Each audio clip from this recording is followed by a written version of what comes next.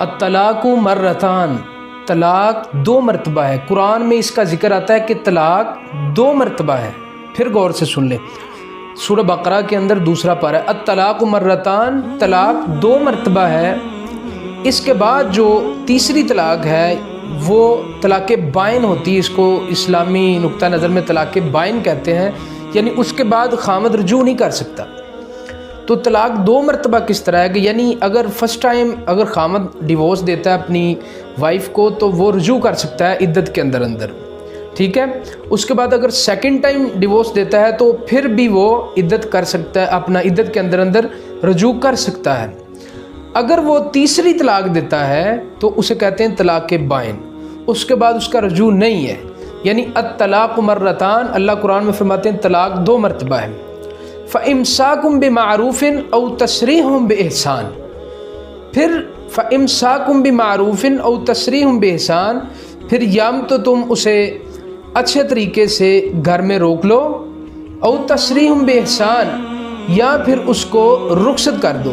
یعنی اسلامی نقطہ نظر میں عورت عدت جو ہے اپنے وہ خامد کے گھر میں ہی گزار سکتی ہے، اسلامی نقطہ۔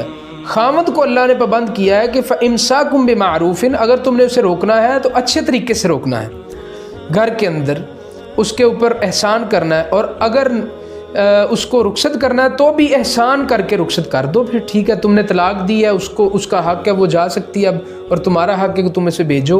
اگر وہ عدت تمہارے گھر میں گزارتی ہے تو اس کو تنگ نہیں کرنا، پریشان نہیں کرنا، ظلم نہیں کرنا کسی قسم کا کہ اس نے اب میں نے اس کو طلاق دے دی، عدت گزاری، اس کو تنگ کروں۔ آگے آتا ہے وَلَا يَحِلُّ لَكُمْ أَن تَأْخُذُوا مِمَّا آتَيْتُمُوهُنَّ، خامد کو اللہ نے متنبہ کیا، باخبر کیا، حکم دیا ہے کہ وَلَا يَحِلُّ لَكُمْ، تم پر حلال نہیں ہے، ان تأخذوا مما آتیتموہن، کہ جو تم نے اسے حق مہر کی صورت میں دیا تھا اس سے 1 رتی برابر بھی واپس لو۔ ہاں حدیث میں آتا ہے کہ اگر تم نے اہداء امتحان، اگر سونے کا پہاڑ بھی دیا ہوا ہے تو بھی تم واپس نہیں لوگے، اس کو دے دو گے، کیونکہ طلاق تم نے دی ہے۔ اگر طلاق جو ہے وہ عورت خود لیتی ہے، یعنی وہ سمجھتی ہے فَإِنْ خِفْتُمْ أَلَّا يُقِيمَ حُدُودَ اللَّهِ، کہ ہم اللہ سے ڈرتے ہیں اور ہم فیملی مسائل ہیں، خامد کے ساتھ رہ نہیں سکتی، 100 مسئلے ہیں جو شرعی ہیں۔ ویسے تو حضور کریم صلی اللہ علیہ وسلم نے فرمایا کہ جو جان بوجھ کر عورت طلاق لیتی ہے وہ 500 سال دور تک جنت کی خوشبو نہیں پا سکے گی، جو جان بوجھ کر طلاق لیتی ہے۔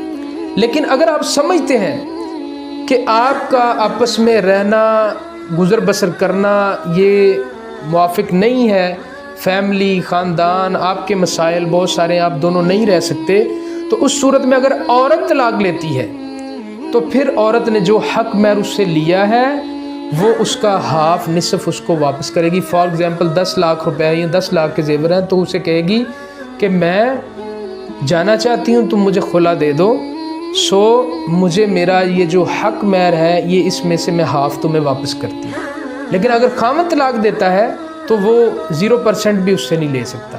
اگر وہ مرضی سے لیتی ہے تو پھر قرآن کہتا ہے کہ تم جو ہے اس کو ہاف حق مہر واپس کرو گی۔ جیسے کہ اگزامپل ہے، نبی صلی اللہ علیہ وسلم کے زمانے میں ایک خاتون نے کہا تھا کہ اللہ کے نبی، مجھے اپنا خامد پسند نہیں کسی صورت بھی، تو میں اس کے ساتھ نہیں رہنا چاہتی۔ تو آپ نے فرمایا میرا مشورہ ہے کہ اپنا گھر بسا کے رکھو۔ اس نے کہا میں نہیں رہنا چاہتی، تو آپ نے فرمایا کہ میرا حکم نہیں ہے، ٹھیک ہے تمہاری مرضی ہے، پھر یہ جو تمہیں اس نے باغ دیا اس کو واپس کرنا پڑے گا۔ تو اس نے پھر اس کو وہ کہا جی میں واپس کرنے کے لیے تیار ہوں، تو ہاف حق مہر واپس کرنا پڑے گا اگر خلا کی صورت ہے، وہ بھی شرعی نقطہ نظر سے اگر کوئی مسائل ہیں تو آپ خلا لے سکتی ہیں۔ ادروائز جو عورت جان بوجھ کے طلاق لیتی، میں پہلے بھی بتا چکا ہوں کہ وہ عورت جو ہے جنت کی خوشبو نہیں پا سکے گی۔ یہ تلک حدود اللہ فلا تعتدوها، یہ اللہ کی حدیں ہیں، مقرر کردہ حدیں ہیں، ان کو کراس نہیں کرنا۔ فلا تعتدوها، اللہ نے کیا اس کو کراس نہیں کرنا، اگر کیا تو من یتعدی حدود اللہ فاولئک هم الظالمون، بس تم حدود کی تجاوز کرو گے تو پھر ظالموں میں سے ہو جاؤ گے۔